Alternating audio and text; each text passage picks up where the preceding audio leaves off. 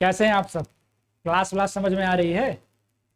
देखिए, हम लोग जो है राज व्यवस्था का अध्ययन करेंगे। राज व्यवस्था में मुझे लग रहा है मैंने सब कुछ बता दिया है कि हम कौन कौन से चैप्टर्स को क्लियर करेंगे और हमारे सामने कैसे प्रश्न आते हैं। तो ये पिछले लेक्चर्स में हमारे इतना मैंने बताया था कि इन इन चैप्टर्स का हम अध्ययन करेंगे, और हमने कुछ प्रश्न लेके आपको हमने ये भी बताया था कि उन प्रश्नों का अध्ययन करते समय हम आपको उसके साथ में और भी प्रश्न बताएंगे। ठीक है, इससे क्या होगा कि आपका दिमाग थोड़ा खुल जाएगा। जैसे कोई अगर एक प्रश्न एग्जाम में आया है तो उसके चारों आंसर्स को तैयार करा देंगे, उसके अलावा उससे कैसे प्रश्न बनते हैं वो हम तैयार करा देंगे। इससे क्या होगा कि आपका जो बर्डन है थोड़ा सा कम हो जाएगा। तो हमारा पहला लेक्चर्स जो है आपके पास शेड्यूल पूरा पड़ा होगा, और शेड्यूल के साथ साथ क्या कहते हैं पीपीटी लोग डिमांड करते हैं, तो आप हमारे चैनल से जुड़ जाइए। और पीपीटी क्या कहते हैं, टेलीग्राम के लिंक पे हर वीडियो के नीचे टेलीग्राम का लिंक होगा, पेज का लिंक होगा, आप वहां जाके पीपीटी को डाउनलोड कर सकते हो और इसमें भी अपना नोट्स आप बना सकते हो। मैंने कहा एक तरफ मैं लिखता हूँ, दूसरी तरफ खाली रहता है जो मैं बोलता हूँ, आप उसके नोट्स बना लो या फिर उसको डाउनलोड करके पेज में निकाल के आप घर जाके अपना नोट स्वयं को उस पर बना सकते हो। इससे क्या होगा, बहुत सारी चीजें मैं आपको दे रहा हूँ, उसके साथ में जो चीजें होंगी आप उसमें इंक्लूड करते जाइए। तो आइए अगले चैप्टर की तरफ। ये हमारा चैप्टर है कि भारत का संवैधानिक विकास। हमने कहा था कि ये जो है इतना अच्छे से पढ़ना कि जो है क्या कहते हैं इतिहास में भी आपको हेल्प करे। इतिहास में भी यहाँ से प्रश्न आता है, पॉलिटिकल साइंस में भी आता है, तो वहां पे हमारा एक चैप्टर कम हो जाएगा, लेकिन पढ़ाएंगे वहां भी, लेकिन मान के चलिए कि एक चैप्टर हमारा कम हो जाएगा। तो इसको पढ़ने के पहले आप ये ध्यान दीजिए, अपने दिमाग को थोड़ा सा कंसंट्रेट करिए कि हम संविधान को क्यों पढ़ते हैं। हमने कहा कि हम कोई भी विषय पढ़ाएंगे तो उसमें केंद्र बिंदु आपको रखेंगे, आप स्वयं अपने आप को रखेंगे या मानव को रखेंगे। उसके बाद जो भी क्या कहते हैं डिसीजंस होंगे किसी भी विषय के, जो भी हम क्या कहते हैं फैक्टर्स का चयन करेंगे पढ़ने का, वो देखेंगे कि क्या हमारे जीवन में इंप्लीमेंट उसका हो रहा है कि नहीं, क्या वो हमसे जुड़ा हुआ है कि नहीं। अगर आप इस तरह से सोचने लगोगे तो वास्तव में आपकी पढ़ाई थोड़ा सा इजी हो जाएगी। आप किसी चीज को खुद पे लेने लगोगे तो आप नियम कानून को भी सीखने लगोगे। जैसे कि संविधान को पढ़ने के पहले देखिए, संविधान को पढ़ने के पहले एक चीज का ध्यान ये देना है कि जो है अब सही है कि जो है क्या कहते हैं संविधान को हम पढ़ते क्यों हैं, क्या जरूरत पड़ती है संविधान को पढ़ने की। एक कहानी मैं सुनाऊंगा आपको छोटी सी, और उसी से चीजों को लिंक करिएगा। जैसे कि हम लोग कोई खेल खेलते हैं, ठीक है, मान लीजिए आप क्रिकेट ले लीजिए। क्रिकेट का अपना एक नियम होता है कि 11 प्लेयर होंगे क्रिकेट में, रेफरी होगा, एम्पायर होगा। अगर ये सब नहीं होंगे क्या कहते हैं तो क्या होगा कि कोई अगर पता लगा 2 रन लिया और उस 2 में फिर लगातार दौड़ के 5-6 रन लेता ही रह गया, तो उसको कंट्रोल करने के लिए क्या कहते हैं एम्पायर होता है कि आप सही समय पे पहुंच गए कि नहीं, विकेट में बॉल लग गई कि नहीं, आप आउट हो गए कि नहीं। अगर ऐसा ना हो तो क्या होगा, फिर खेल तो अपने बिना नियम का और अपने मन का हो जाएगा, ऐसे में कोई भी जबरदस्ती जीत लेगा। तो एम्पायर की खेल में एक बहुत महत्वपूर्ण भूमिका होती है, और उस नियम की महत्वपूर्ण भूमिका होती है जो एम्पायर बना के रखता है या एम्पायर लागू करता है। तो उसी तरह ये हमारा संविधान भी है कि संविधान का एक नियम है, संविधान एक कानून है जो जनता के ऊपर क्या कहते हैं अप्लाई होता है, और उस एम्पायर की भूमिका में हमारी न्यायपालिका है।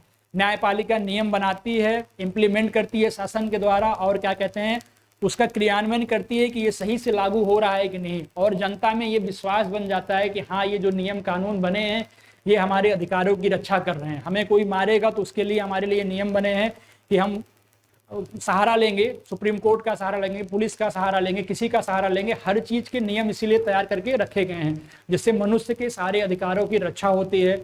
सरकार के ऊपर भी अंकुश लगाता है कि सरकार अपने मन का ना हो जाए। तो इन सब के लिए क्या कहते हैं हमारे लिए एक नियम बना हुआ है। इसीलिए मैंने लिख दिया कि संविधान क्यों पढ़ते हैं।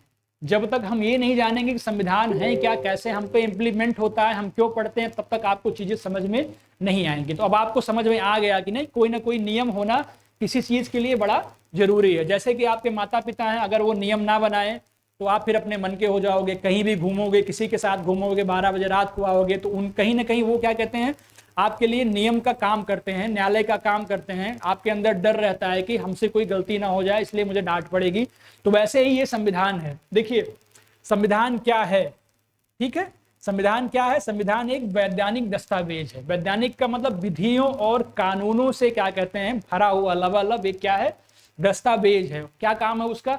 जिसमें शासन के मूलभूत सिद्धांत हैं, शासन के कुछ मूलभूत सिद्धांत है जो जनता के लिए बनाए गए हैं, सरकार के लिए बनाए गए हैं, और भी चीजों के लिए बनाए गए हैं।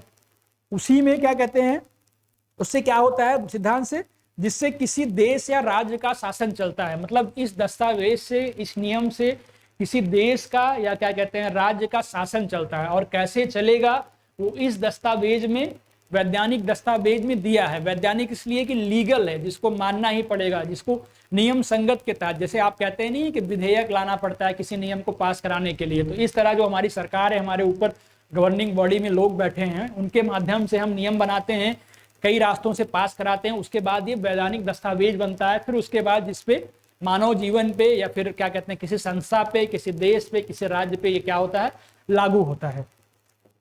जो ये वैधानिक दस्तावेज है वो क्या करता है, उससे क्या होता है, संविधान के, जो संविधान से शासन के मूलभूत आदर्शों का संकेत मिलता है कि इसमें जाहिर सी बात है कुछ गलत चीजें नहीं होंगी, इसमें मूलभूत आदर्श होंगे जो हमारे क्या कहते हैं कर्तव्य की, हमारे अधिकार की रक्षा करेंगे। इसीलिए हम लोग मौलिक अधिकार पढ़ते हैं, राज्य के नीति निश्चित तत्व पढ़ते हैं कि राज्य ने क्या नियम जनता के लिए बना के रखा है।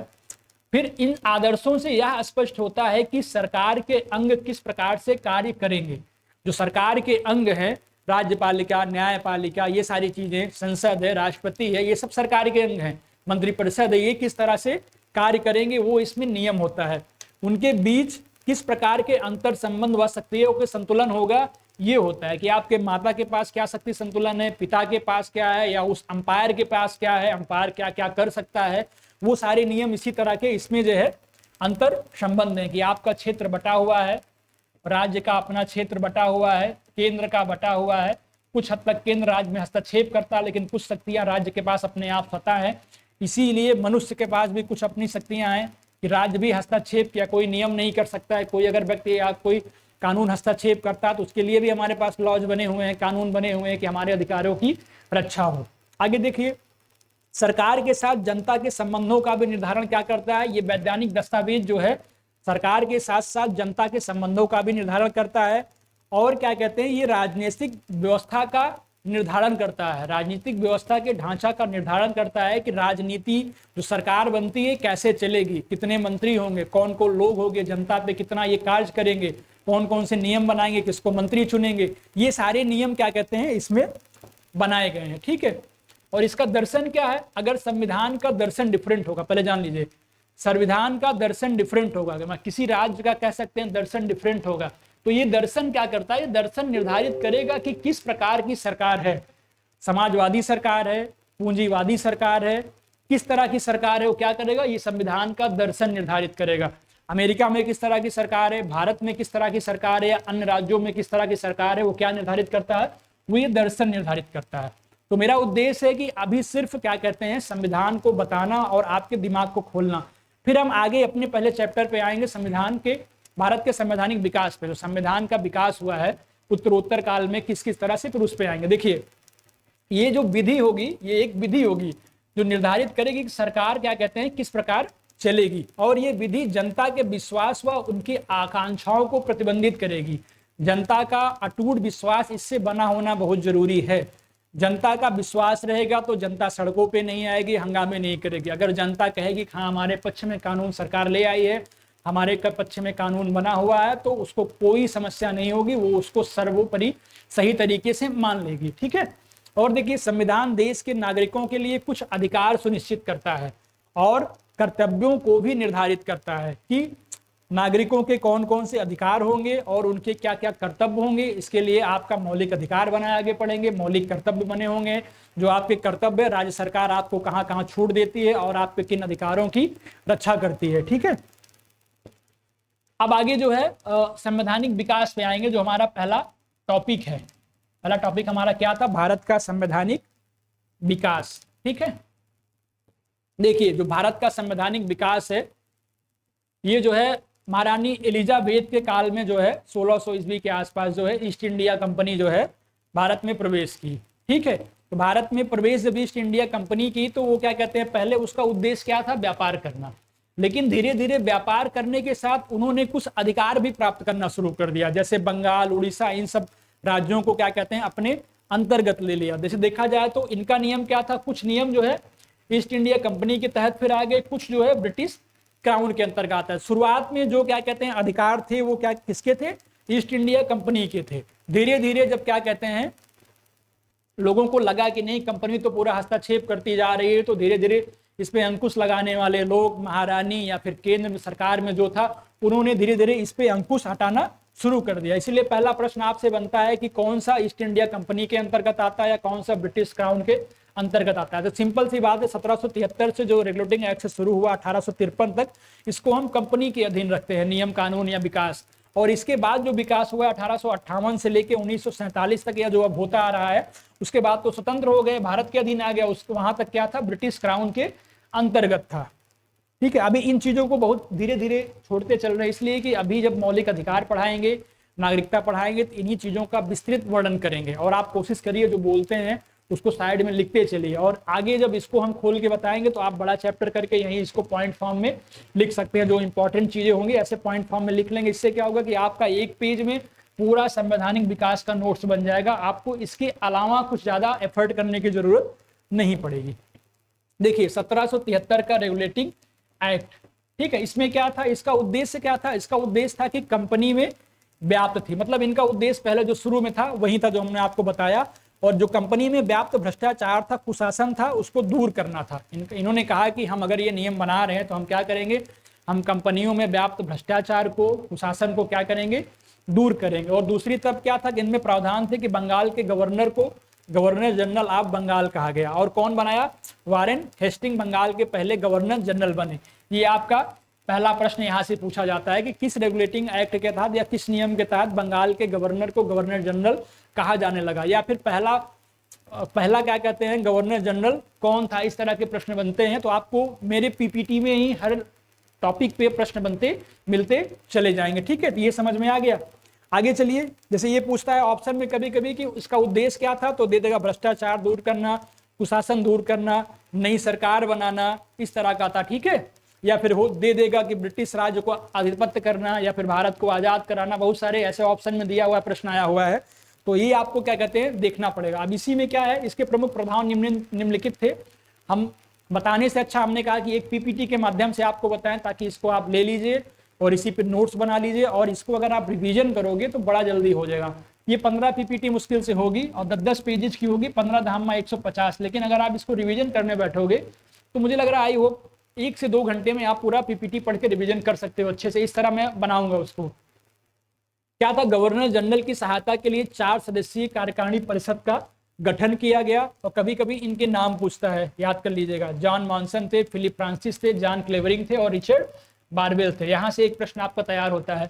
आगे जो है बंगाल प्रेसिडेंसी के अधीन क्या क्या आ गया, बंबई आ गया और मद्रास आ गया। ठीक है, ये प्रेसिडेंसी के अधीन आ गया। और उच्चतम न्यायालय की स्थापना, हाँ ये सबसे इंपॉर्टेंट प्रश्न है, यहाँ पे भी पूछता है किस रेगुलेटिंग एक्ट के तहत या किस संवैधानिक विकास के तहत जो है किसकी स्थापना, उच्चतम न्यायालय की स्थापना की गई, जिसके मुख्य न्यायाधीश कौन बनाए गए, एलिजा इम्पे। तो ये एक प्रश्न हो गया आपका, यहाँ से एक प्रश्न हो गया ना। अन्य न्यायाधीश हाइड चैम्बर जो लिमिस्टर थे, ये भी नाम याद रखिएगा। तो जितनी पीपीटी की जितनी स्लाइड होगी सब में आपको प्रश्न मिलता जाएगा, और सब में आपको प्रश्न आने की संभावनाएं मिलेंगी कि यहाँ से प्रश्न अवश्य आएगा। और मैं ये चैलेंज के साथ कह रहा हूं कि आप इतिहास या क्या कहते हैं इसको राज्य व्यवस्था मान के चलिए, यहाँ से आपको एग्जाम में 2 से 3 प्रश्न पक्का लिख के दे रहा हूँ, गारंटी के साथ मिलेगा ही मिलेगा परीक्षा में। आगे आइए, उच्चतम न्यायालय की स्थापना हुई, तो हमने यहीं पे उसका संक्षिप्त परिचय दे दिया कि बहुत लोग पीछे नहीं पढ़ना चाहते तो आगे ही देख ले। ठीक है, 1773 के रेगुलेटिंग एक्ट के प्रावधानों के तहत इसकी स्थापना हुई।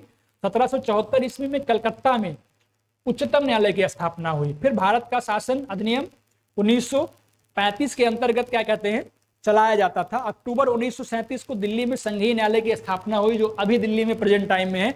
और आधुनिक उच्चतम न्यायालय का उद्घाटन 28 जनवरी 1950 को कहां हुआ, दिल्ली में, जो अभी स्टेब्लिश है दिल्ली में। ठीक है, तो ये एक बेसिक जानकारी था। ये भी आपका प्रश्न है, मैंने उठा के यहाँ पीपीटी बना दिया, ये भी मैंने उठा के पीपीटी बना दिया। ठीक है, और ये तो ऑलरेडी प्रश्न अपने आप में निहित है। दूसरा एक्ट आया उसके बाद उत्तरोत्तर सुधार के क्रम में, पिट्स इंडिया एक्ट 1784। इसमें क्या था, इसमें कंपनी के मामले में सरकारी नियंत्रण में वृद्धि हो गई। कंपनी जो काम कर रही थी उसके मामले में सरकारी नियंत्रण में थोड़ा सा वृद्धि की गई। और फिर क्या हुआ, कंपनी के राजनीतिक कार्य और व्यापारिक कार्य क्या हुआ, प्रबंधन के लिए नियंत्रण बोर्ड नाम से निकाय का गठन किया गया और व्यापारिक कार्य के लिए निदेशक मंडल को अधीक्षण की अनुमति मिल गई। देखिए अब धीरे धीरे क्या कहते हैं, कमान जो है अपने हाथ में ली जा रही है। फिर कंपनी के राजनीतिक और व्यापारिक कार्यों को बांट दिया गया कि ये आपके राजनीतिक कार्य को हम अलग कर दे रहे हैं और आपके व्यापारिक कार्य को हम क्या करते हैं, अलग कर दे रहे हैं। फिर आगे देखिएगा तो पिक्चर थोड़ा क्लियर हो जाएगी। फिर जब 1786 का चार्टर एक्ट आया तो उसमें गवर्नर जनरल को विशेष परिस्थितियों में अपने परिषद के निर्णय को रद्द करने के लिए कुछ अधिकार प्रदान किए गए। ठीक है, क्या हुआ, अपने निर्णयों को लागू करने के लिए इन्हें कुछ अधिकार दे दिया गया कि आपको हम कुछ अधिकार दे रहे हैं जो कि आप क्या कहते हैं अपने निर्णयों को लागू कर सकोगे। और इसकी पिक्चर क्लियर अब जाके होगी। इसमें 1813 में जो प्रमुख प्रावधान क्या दिए गए कि कंपनी के भारतीय व्यापारिक एकाधिकार समाप्त कर दिए गए। ठीक है, जब उनको लगा कि इनका अधिकार बढ़ रहा है, धीरे धीरे गवर्नर जनरल की स्थापना हो ही गई थी, लगा कि इनका व्यापारिक हस्तक्षेप बढ़ रहा है, तो उन्होंने क्या किया कि कंपनी के भारतीय व्यापारिक एकाधिकार समाप्त कर दिए। चाय के व्यापार और चीन के साथ व्यापारिक एकाधिकार को जारी रखा गया। अब प्रश्न आपसे पूछेगा कि ये चीज कब समाप्त किया गया, तो आगे आप देखिएगा ये कब समाप्त किया गया। फिर क्या हुआ, ब्रिटिश मिशनरियों को भारत में कार्य करने की अनुमति दी गई। ये भी प्रश्न आपका यहां से बनता है कि भारत में किस एक्ट के तहत ब्रिटिश मिशनरियों को भारत में कार्य करने की अनुमति दी गई, या फिर आपसे 1935 के मित्रों कुछ प्रावधान पूछेगा, उसी में एक प्रावधान ये भी डाल देगा, तो आपको लगेगा हो सकता है 1935 के तहत ही इसकी स्थापना की गई। या इसका प्रावधान पूछेगा, इसी में 1935 का देगा संघीय न्यायपालिका की स्थापना की गई या फिर सुप्रीम कोर्ट की स्थापना की गई, तो ये गलत हो जाएगा। तो इस तरह से आपको चीजों को लिंक करके पढ़ना पड़ेगा। ठीक है, आगे देखिए, ये था 1833 का चार्टर एक्ट। जब धीरे धीरे प्रतिबंध समाप्त हुआ तो अगला एक प्रतिबंध और समाप्त हुआ यहाँ, जो बहुत इंपॉर्टेंट है। देखिएगा, कंपनी के व्यापारिक एकाधिकार पूर्णतः समाप्त किए गए। जो कंपनी राजनीतिक, ध्यान देना, राजनीतिक और व्यापारिक दो अधिकार दिए गए थे थोड़ी देर पहले, लेकिन दो में से एक अधिकार को पूरी तरह क्या किया गया, खत्म कर दिएगा। क्या, व्यापारिक एकाधिकार पूर्णतः समाप्त कर दिए, क्योंकि इनका दिमाग जो है थोड़ा सा वो हो गया था, हस्तक्षेप करना, कैप्चर करना चीजों को हो गया था। देखिए, भारतवासियों को अपने देश के प्रशासन में कुछ हिस्सा लेना संभव बनाया गया, जो उनके फेवर में था। दूसरा क्या था, प्रथम विधि आयोग गठित किया गया मैकाले की अध्यक्षता में, कि ये देखेंगे कि क्या नियम कानून बनाए जा रहे हैं भारत के जनता के क्या कहते हैं फेवर में। क्योंकि इन्होंने कंपनी कहाँ स्थापित की, मैंने आपको एक एग्जांपल दिया था कि भारत का ये नक्शा है, पानी के दो रास्ते से लोग प्रवेश किए थे। कहाँ से, कोलकाता से आए थे, कोलकाता से आए थे और इस क्षेत्र से आए थे, महाराष्ट्र के क्षेत्र से आए थे। तो ये चीजें आपको जानने की जरूरत है, पहले बंगाल बोलते थे। ठीक है, आगे देखिए, इसमें एक प्रावधान बहुत इंपॉर्टेंट है कि गवर्नर जनरल की परिषद में एक कानूनी सदस्य और जोड़ा गया। मतलब चौथा सदस्य कब शामिल हुआ, 1833 के एक्ट में। 1833 एक्ट में सबसे महत्वपूर्ण घटना क्या हुई कि सारे एकाधिकार यहाँ पे समाप्त कर दिए गए। वहां पे जो चाय चीन के साथ संबंध का एकाधिकार था 1813 में छोड़ के बाकी थोड़ा खत्म किया गया, यहाँ वो भी पूरी तरह समाप्त कर दिया गया है। और यही प्रश्न जो है पूछता है कि चाय के व्यापार और चीन के साथ व्यापारिक एकाधिकार यहाँ जारी थे, लेकिन कब समाप्त किया गया, तो आप याद रखना 1835 के चार्टर एक्ट के तहत ये भी समाप्त कर दिया गया। मतलब पूर्णतः हस्तक्षेप राजनीतिक रहा, व्यापारिक एकाधिकार समाप्त हो गया। और देखिए आगे क्या, बंगाल का गवर्नर जनरल अब ब्रिटिश भारत का गवर्नर जनरल बनाया गया। इस प्रावधान के तहत ब्रिटिश भारत का प्रथम गवर्नर जनरल कौन बना, लॉर्ड विलियम बेंटिक। तो एक प्रश्न आपको यहां से मिलता है और एक प्रश्न आपको यहां से मिलता है।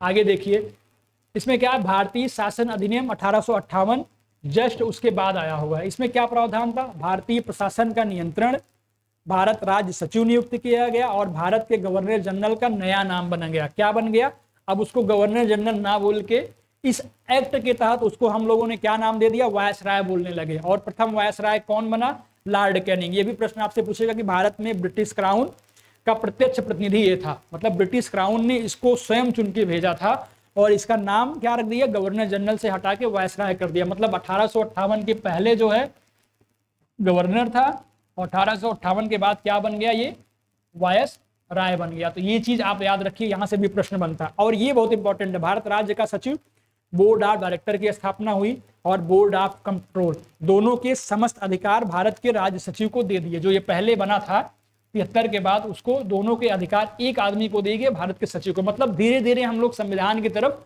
बढ़ रहे हैं, धीरे धीरे उत्तरोत्तर सुधार हो रहा है और लग रहा है लोगों को कि नहीं, अगर इनको बिना क्या कहते हैं नीति के तहत, बिना विधि के तहत अगर खुला छोड़ देंगे तो क्या होगा, ये कंपनियों का को स्थापित करेंगे, लूटेंगे, लूटने के बाद निकल जाएंगे। ठीक है, तो इन्होंने नियम कानून के तहत जो है जनता के फेवर में कुछ नियम बनाए और कुछ विपक्ष में रखे कि इनको जानकारी ना मिले, वो चीजें अभी हम क्लियर कर देंगे आगे। ठीक है, आगे देखिए, इसके बाद आया 1861 का अधिनियम, बहुत इंपॉर्टेंट नहीं है लेकिन कुछ घटनाएं हैं जो इंपॉर्टेंट हैं।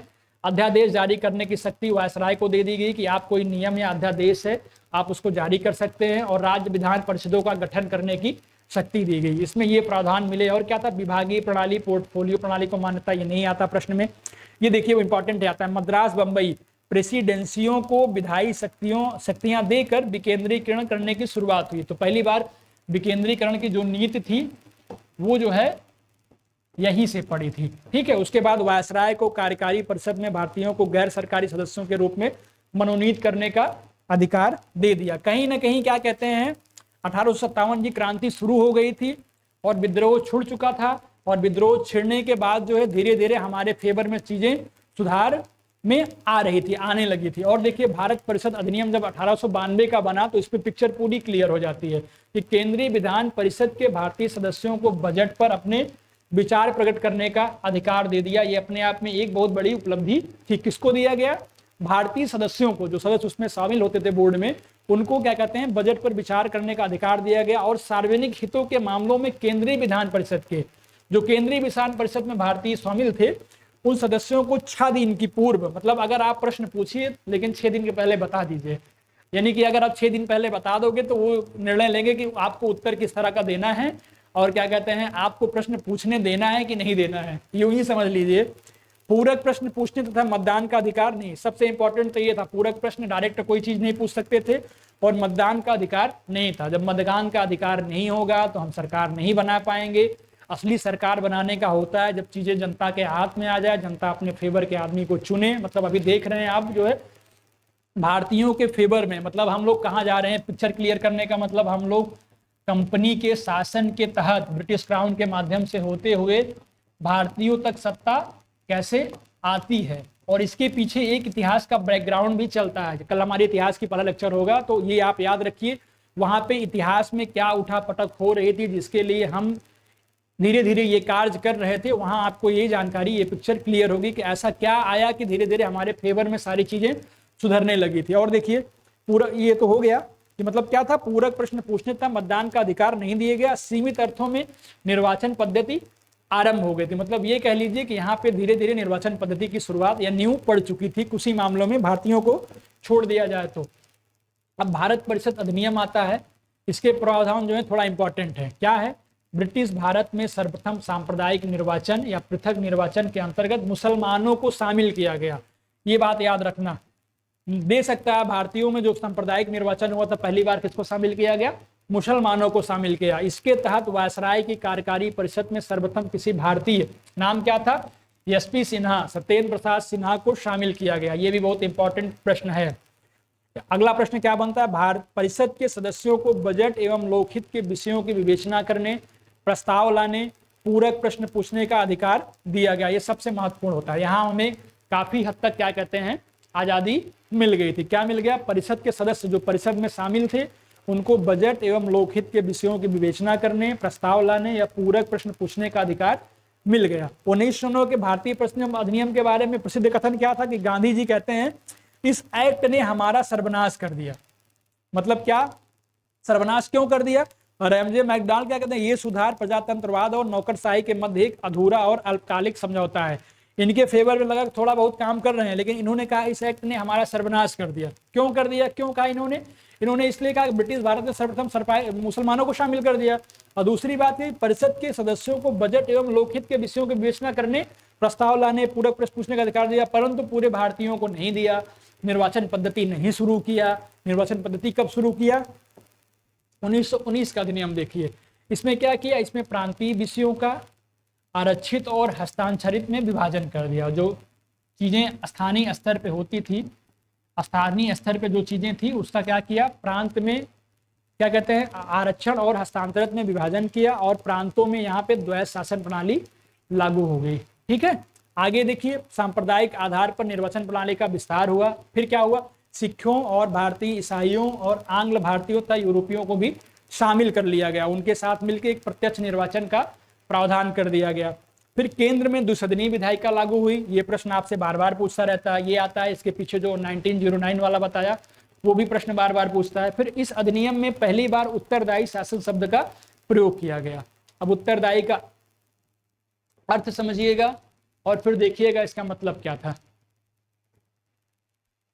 ठीक है, 1935 का अधिनियम, 1935 का अधिनियम बहुत इंपॉर्टेंट है। अब देखिए यहां से इसको लिंक करिए, यहां पे दिया है प्रांतों में दो शासन प्रणाली समाप्त की गई, लेकिन यहाँ पे संघों में द्वै शासन प्रणाली समाप्त की गई। ये इसलिए इंपॉर्टेंट होता है कि यहाँ प्रश्न बार बार ये पूछता है कि संघों में द्वै शासन प्रणाली कब समाप्त की गई, यहाँ कहीं लिखा होगा।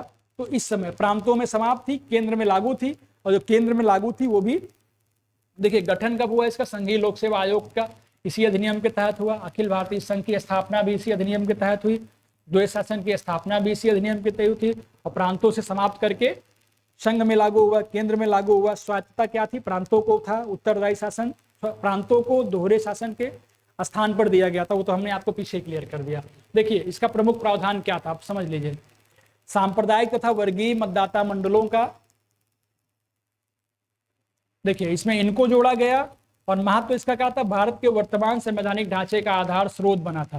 काफी हद तक बना था, पूरी तरह इसको नहीं कह सकते कि ये भारत के सांप्रदायिक वर्तमान में जो संवैधानिक ढांचा है उसका पूरा ये ढांचा बन के तैयार हुआ था, तो ये हम नहीं कह सकते, क्योंकि संविधान और अंबेडकर तो इसके बाद आए ना, अंबेडकर ने संविधान को इसके बाद बनाया। लेकिन कहीं ना कहीं नियम कानून संगत यहाँ से कुछ चीजों को लिया गया, जो यहाँ से कमियां हमको महसूस हुई थी, जो हमने झेला था, जो समस्याएं हमारे पास आई थी, उसका कहीं ना कहीं उत्तरोत्तर विकास इसके माध्यम से हुआ था। और द्विसदनीय व्यवस्था हुई, केंद्रीय विधानमंडल का भी गठन हुआ, शक्तियों का विभाजन हो गया केंद्र और प्रांतों में, जैसे कि केंद्र सरकार हमारी अलग हो गई और राज्य सरकार यहाँ से अलग हो गई, एक प्रावधान यहाँ पे लागू हो गया। और क्या हुआ, स्थापना इसकी फेडरल न्यायालय की स्थापना 1937 में क्रियान्वयन हुआ। ये हमने आपको जब 1773 का रेगुलेटिंग एक्ट पीछे बताया था, तो वहां हमने आपको बता दिया था।